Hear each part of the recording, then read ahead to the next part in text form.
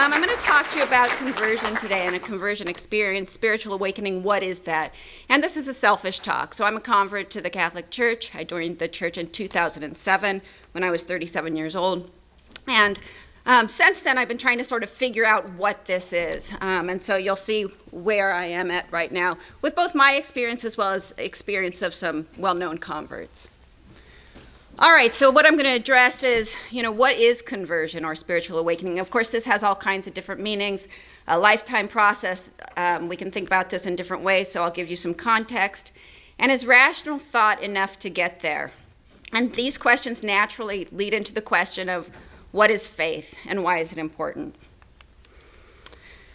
So when I think about conversion, I relate very much to this description by the psychiatrist Carl Jung. And in this context, Carl Jung was describing work that he had done with alcoholics. And he saw that there were two ways that they could go. Either they were going to die drunk or they were going to have some kind of conversion or spiritual awakening. And they would become sober. And so what he says is, to me, these occurrences are phenomena. So it's really something measurable. They appear to be in the nature of huge emotional displacements and rearrangements where ideas, emotions, and attitudes, which were once the guiding forces of the lives of these men, are suddenly cast to one side and a completely new set of conceptions and motives begins to dominate them. So this was similar to how I experienced conversion. Now, perhaps our favorite convert, maybe, I don't know, as Catholics is Saul on the road to Damascus or St. Paul. And walking into a church, I was coming in from an irreligious background, and I would hear stories like the conversion story of Saul. And what we often hear is, he was on the road to Damascus, there was a blinding light, he was blind for 3 days, but when the light came, he fell to the ground, he heard a voice, he was visited by the risen Christ, and began then to proclaim that Jesus is the Son of God. And sometimes it stops there, and we don't get a lot of more description in the homily. And this kind of thing to somebody walking in off the street as an irreligious scientist is really difficult to understand. And I think what we miss sometimes is how long it took for Saul to work this out and figure out what had happened. And then, of course, the works that we all appreciate from St. Paul, that is really transformative scholarship that makes up a significant part of the New Testament. And within those writings, or at least someone writing in the style of Paul, we hear, "For by grace you have been saved through faith, and this is not from you. It is the gift of God. It's not from works, so that no one may boast." Again, arguing that this was not a rational decision, and certainly based on Saul's experience, nothing about that looks rational. All right, but again, walking in as someone from an irreligious background, I love this quote from Henry Nouwen. He referred to people like me as historically dislocated, at least in the context of religion, growing up, never going to church, not being part of that tradition, really kind of almost avoiding churches. So as historically dislocated in the context of religion. And so when our historical consciousness is broken like that, the whole Christian message, like the story of Saul, seems like a lecture about the great pioneers to someone on an acid trip. And this is definitely something that I have experienced, that when I bring in irreligious family members to Mass or to any kind of Christian gathering, we have to work through this. There's a lot of people that are there but can't hear the words. The words don't make sense. So I think probably, one of my favorite converts, he's not a scientist, but it's Cardinal Avery Dulles. So probably you all in this room know Avery Dulles. I just learned about him last year. But he was a professor of religion at Fordham University, a prolific scholar, came from a prominent family, and he's also a convert to Catholicism. And Avery Dulles went off to Harvard University as an undergraduate. So in his family, they recognized that he was brilliant. Went off to Harvard, and he went off to Harvard to study philosophy. And when he was at Harvard, his professors gave him some of the great Greek philosophers, and they also, though, gave him some of the great Catholic theologians. And he was able to synthesize all of this material in the way that only Cardinal Avery Dulles can. And at the end of that synthesis, he came to a conclusion that Christianity is a superior philosophy. Now, it didn't mean that he had any faith, but he could recognize there was something really good about this, something that went beyond just people working together well in a society, but rather there was a motivation towards the transcendental, something that gave meaning. He could see that that was superior. That was a good way to think about things. That's a very rational way to think about our faith. I think a lot of people think about our faith that way. And so he could rationalize it. But again, he didn't have faith. Then Cardinal Dulles was drawn, and here he was just Avery Dulles, he was drawn one day as an undergraduate to take a walk along the Charles River. And while he was walking, he stopped at a tree, and there was a flower budding from the tree. And he stared at that flower, and he knew there was God. So what is that? Well, one of the conclusions that Avery Dulles comes to in his book, The Assurance of Things Hoped For, and if you haven't read that book, I recommend you read it. It's a synthesis of 2,000 years of the way theologians have thought about faith. What is faith? And one of the conclusions that he comes to is that faith is supernatural. It's born by grace. That kind of experience is nothing that he can rationalize. I mean, maybe it was a seizure, it could be, but again, we look at the works. It could be, we have to acknowledge that, but we look at the works that came out of Cardinal Avery Dulles. He advised the Vatican and the American bishops, the only American theologian ever appointed to the College of Cardinals. His scholarship, I think it's more than that. Anyway, that kind of experience that Avery Dulles had, what else can you call that except experience of God or a mystical experience? Now that's a scary word, mysticism or mystical.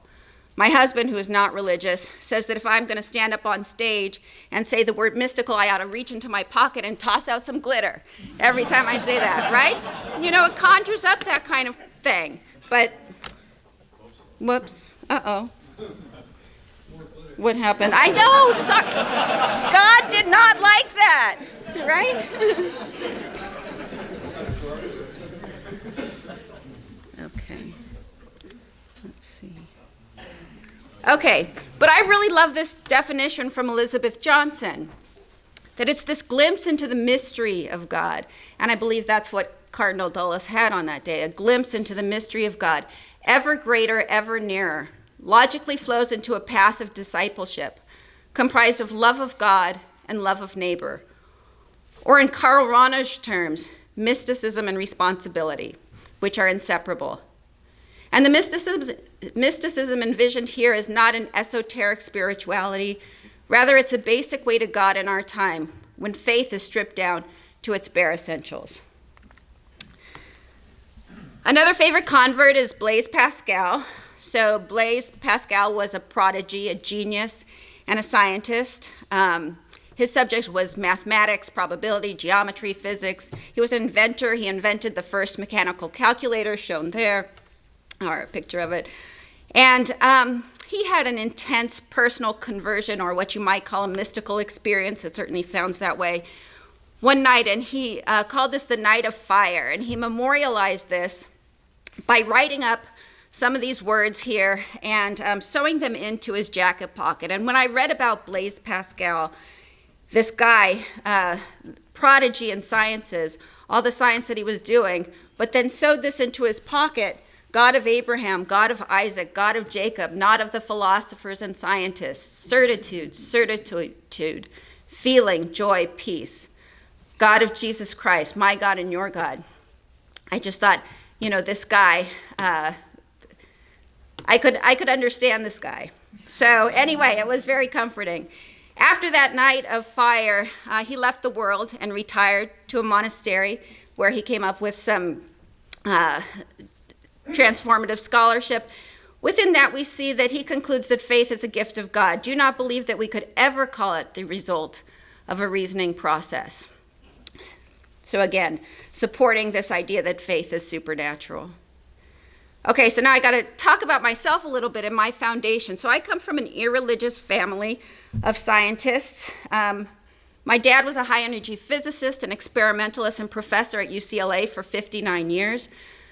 My mom earned all of her degrees at UCLA, a bachelor's degree in general science, a master's degree in physiology. She went on to get a master's in library science and then finally a PhD in information science, coupling the life sciences with information systems in those days when we were moving out of the card catalogs and into the big electronic databases.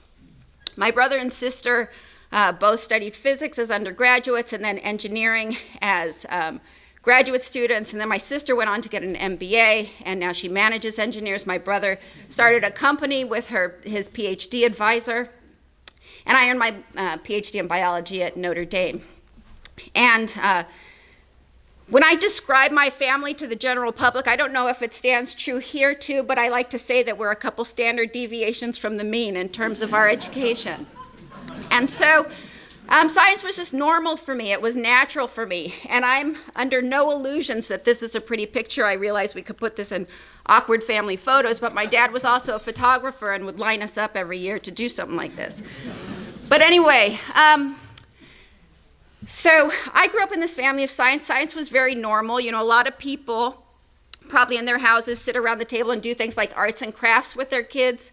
So when I was a kid, my mom would bring home cow eyes or pig eyes. She was an eye physiologist. And we would sit around the table dissecting eyes. And so I was probably the only second grader that knew the difference between vitreous and aqueous humor, the lens and the retina. But we also had faith. So just because we stayed out of churches didn't mean we didn't believe in God. God was very important. God was the ground of all being. God was in all religions. But my parents had had really bad experiences in churches. And they thought that, you know, an experience of church for a child could ruin the whole thing. And I think we have to acknowledge that that can. I mean, it happened with my parents. So we were kept out of churches. We were taught about God. But again, it was a God that was in many different religions and a God that was certainly in science. And so God and science were certainly compatible. So in 2006, I started my first faculty position at the University of Notre Dame and IU School of Medicine. So the guys that were at IU School of Medicine before me were in a basement at Notre Dame. They moved out of the basement, came and started up a new building, a collaborative research space with Notre Dame, half IU. That's Racklin Carmichael Hall, if any of you are from Notre Dame. And I was one of the first faculty members out there for the medical school. And this job came about in that serendipitous kind of way that I interpret as the grace of God, where just one thing fell into place after another. I thought, there's no way this can happen without God. This is what God wants me to do. This is the next intended thing. So I said yes. But I knew I needed God's help to do the job. So if any of you have gone from that transition from postdoc to faculty member, you know that is a very difficult transition. So you go from being kind of anonymous and no one to being the leader of the place, the one who knows the most, theoretically.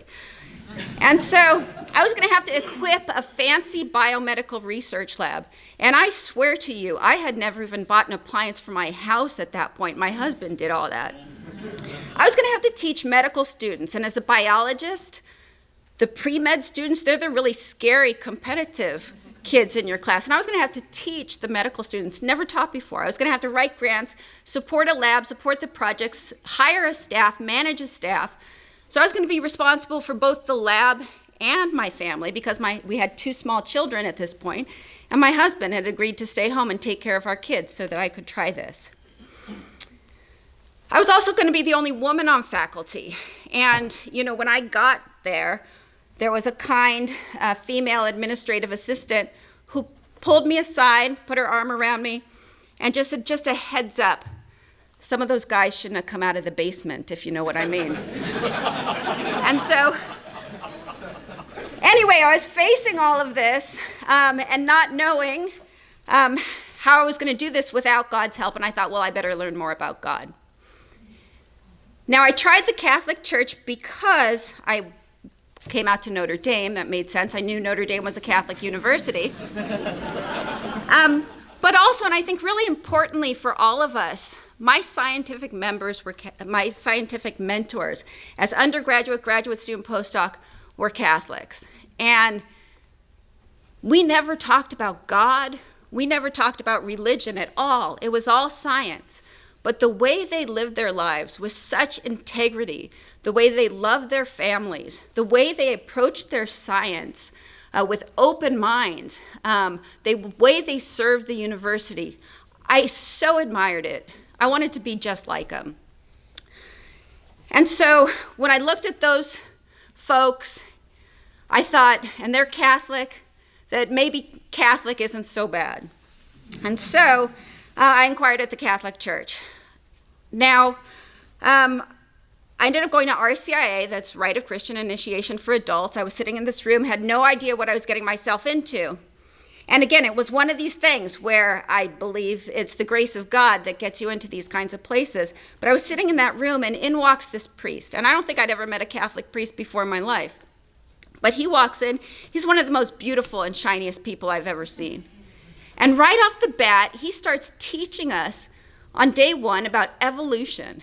It was the theory of evolution as I understood it as a biological scientist. I couldn't believe it, because you have to understand, as someone who's been a seeker, been looking for God kind of all my life, I was open to conversation. And people would come up to me sometimes, and they would have a Bible, and they would ask if I want to talk about God. I said, sure, let's talk about God, but first one question. Do you believe in evolution? And the answer was always no from those people. And I would say, okay, well, sorry, I don't believe in your God, but... and the conversation would stop there. So for the first night of RCIA, for this priest to come in and start teaching us about evolution as I understood it was huge. And it's not normal. I mean, I have since been on teams for RCIA. And that's not the first night of RCIA. It's not, right? But it was one thing like that over and over again. For example, I started getting super excited about this faith. I thought, this is the best thing I have ever heard in my life. The priest recommended many books. I read them all. I read them all very quickly, and started to realize that, not everybody else around me was this excited about RCIA. This is kind of weird. I mean, I was starting up a biomedical research lab, the most stressful time in my life probably, and I would be sitting at my desk holding open the Journal of Immunology because I wanted my students to think that I was reading science, but I'd really leafed in all this Christian literature. That's what I was really reading. And so then I started to realize there's a link between problems with mental health and heightened religiosity. And I thought, that's it. I'm having some kind of a breakdown. But God sent me Michelle. She was my RCIA sponsor. And she was a mental health nurse. And she assured me it was absolutely fine. And she started getting excited about her faith. She invited her husband along, who, of course, was a high school biology teacher. And he started getting excited about his faith. And the two of them just kind of adopted me. So it was one thing like that after another. That how else do you interpret that except God? And I love this quote, and this is actually from my mom, who is both a scientist and she's now also a Catholic. But she says, the God I experience obeys the laws of chemistry, biology, and physics, but seems to ignore the laws of probability. And that's certainly how I experience God on earth. But think about what I was going into, and think about your scientist friends that listen to things about our faith. Consider the magnitude of difference in the ways of thinking here. So here we're looking at a figure from a paper that I had just published when I was joining the church, or just a couple years prior. I spent 2 years, I'm a molecular immunologist, I spent 2 years to prove that a protein on a cell that went through the membrane, when you activate that cell, it gets cut off and a little bit remains behind. 2 years of my life proving this tiny little thing. This is one figure out of 8 figures that proves that this is true. I'm absolutely certain I could take any of you in this room, and if you give me the time of day, I'll sit down and go through this paper with you, and I will convince you that CD93 is cut off the surface of activated cells. No question in my mind. But what I was looking at was something completely different. I mean, coming to the understanding that God, and you in this room, I know we have some understanding about how huge God is, right? We heard the first talk with all the numbers. Somehow that, incarnated as a person, I mean, these mysteries of our faith, which are so difficult for science to grapple with because it's a different type of understanding. And even Jesus tells us that when he says to Peter, Peter recognizes him as the Messiah. Blessed are you, Simon, son of Jonah, for flesh and blood has not revealed this to you, but my heavenly Father. So faith is a gift from God. Now for the Christian ministers out there, and I think all of us are ministers in our own right, I think that we have an important job of clarifying the immense confusion, and this is Henry Nouwen again, that can arise when people enter into this internal world. And it's a painful fact indeed to realize how poorly prepared most Christian leaders prove to be when they are invited to be spiritual directors, spiritual leaders in the true sense. Most of them are used to thinking in terms of large-scale organization, getting people together in churches, schools, and hospitals, and running the show as circus directors. But if we want to share our faith, we have to take some responsibility to clarify this immense confusion. To that end, I wasn't really able to find too many people to talk to at that time. There was no Society for Catholic Scientists, but Francis Collins was around, and I think we all know Francis Collins. Regardless of your feelings about how he handled the pandemic, I think we can recognize that the fact that he was the one put in charge of that he was head of NIH at that time, as an accomplishment that's hard for me to even imagine. But he's a PhD in physical chemistry from Yale, MD, science advisor to the president, head of NIH. When I was joining the church, he was directing the National Human Genome Research Institute. He had just overseen the sequencing of the human genome. He was a leader in the field. And he had just published a book called The Language of God. And so I got that book and I read that book. And he's a convert. He went from a place of atheism to rational understanding. And so he, like Avery Dulles, could recognize that Christianity is a good way to think about things, a superior philosophy, if you might say.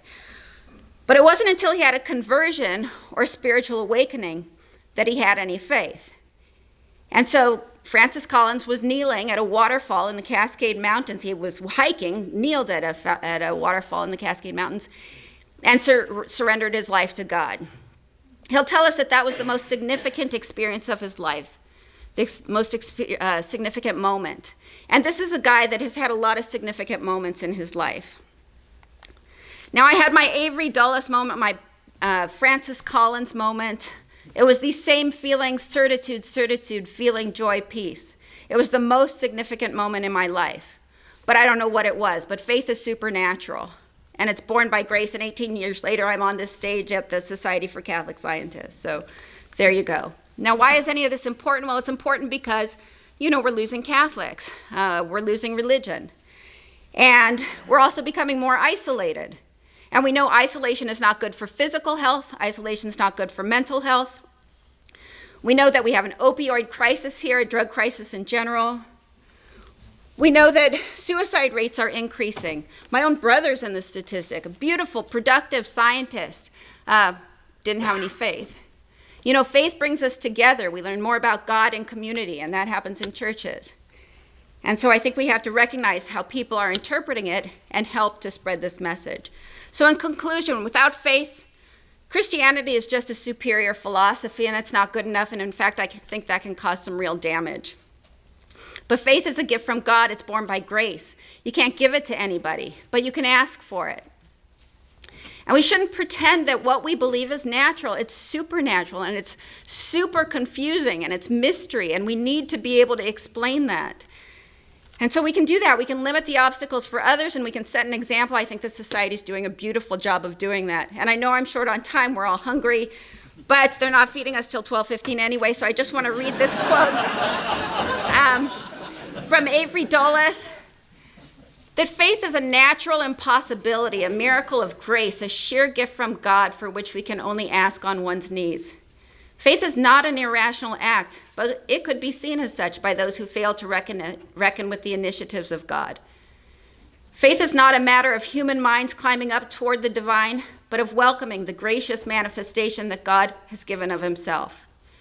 Faith itself is, in the words of Scripture, the assurance of things hoped for, the conviction of things not seen. And in conclusion, I really have to give a shout out to my pastor, Father Reynold Farrell. He has given me books. He has been able to clarify the immense confusion for a scientist trying to enter the Catholic faith. And I'm 18 years out. I should have it by now. I'll never have it. I recognize that. But he can clarify that immense confusion. But thank God he can also run the place like a really awesome circus director, because these are my friends at the parish, and they all sit and read books with me and answer my questions, and I'm really grateful for them. My foundation in faith and science from my mom, Francis Collins, always answered my emails back in 2006, back recently, and with so much support. Father Bill Schooler, who welcomed me and my family, including my mom, into the Catholic Church, and Michelle Kovach, my sponsor. And that's all I got.